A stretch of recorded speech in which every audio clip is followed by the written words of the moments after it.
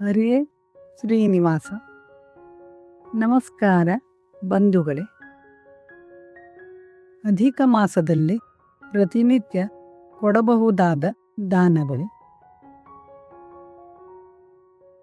ಶುಕ್ಲ ಪಕ್ಷದ ಪ್ರತಿಪದೇ ದಿನ ಅರಿಶಿಣ, ಕುಂಕುಮ, ಎಲೆ, ಅಡಿಕೆ, ದಕ್ಷಿಣೆಯನ್ನು ದಾನ ಮಾಡಬೇಕು.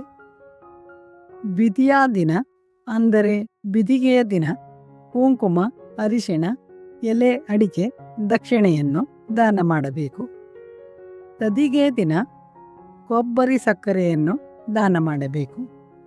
ಚೌತಿ ದಿನ ನಿಂಬೆಹಣ್ಣು, ಸಕ್ಕರೆ, ಏಲಕ್ಕಿ ಇದನ್ನು ದಾನ ಮಾಡಬೇಕು. ಪಂಚಮಿ ದಿನ ಅಕ್ಕಿ, ಎಲೆ, ಅಡಿಕೆ, ದಕ್ಷಿಣೆ. ಷಷ್ಠಿ ದಿನ ಮೊಸರು ದಾನ ಮಾಡಬೇಕು. ಸಪ್ತಮಿ ದಿನ ಹಣ್ಣು ಹಾಗೂ ಅಷ್ಟಮಿ ದಿನ ತೊಗರಿಬೇಳೆ, ನವಮಿ ದಿನ ಗೋರೆಕಾಯಿ, ದಶಮಿ ದಿನ 2 ಬೆಲ್ಲದ ಅಚ್ಚು ಇವುಗಳನ್ನು ದಾನ ಮಾಡಬೇಕು. ದ್ವಾದಶಿ ದಿನ ಹಾಲು ದಾನ ಮಾಡಬೇಕು. ತ್ರಯೋದಶಿ ದಿನ ಗೋಧಿ ಹಿಟ್ಟು, ಚತುರ್ದಶಿ ದಿನ ಮಲ್ಲಿಗೆ ಹೂವು, ಹುಣ್ಣಿಮೆ ದಿನ ಸೌತೆಕಾಯಿ ದಾನ ಮಾಡಬೇಕು. ಏಕಾದಶಿ ದಿನ ಉಪವಾಸವಿದ್ದ ಕಾರಣ ಯಾವುದೇ ದಾನವನ್ನು ಮಾಡಬಾರದು. ಇನ್ನು ಅಧಿಕ ಮಾಸದ ಕೃಷ್ಣ ಪಕ್ಷದ ದಿನಗಳಲ್ಲಿ ಪ್ರತಿಪದೇ ದಿನ ಹೀರೆಕಾಯಿ, ದ್ವಿತೀಯ ದಿನ ಗೆಡ್ಡೆಗೆಣಸು, ತೃತೀಯ ದಿನ ಕಣ, ಎಲೆ, ಅಡಿಕೆ, ದಕ್ಷಿಣೆಯನ್ನು ದಾನ ಮಾಡಬೇಕು. ಚೌತಿ ದಿನ ಹುರಿಗಡಲೆ ಅಂದರೆ ಪುಟಾಣಿ ದಾನ ಮಾಡಬೇಕು.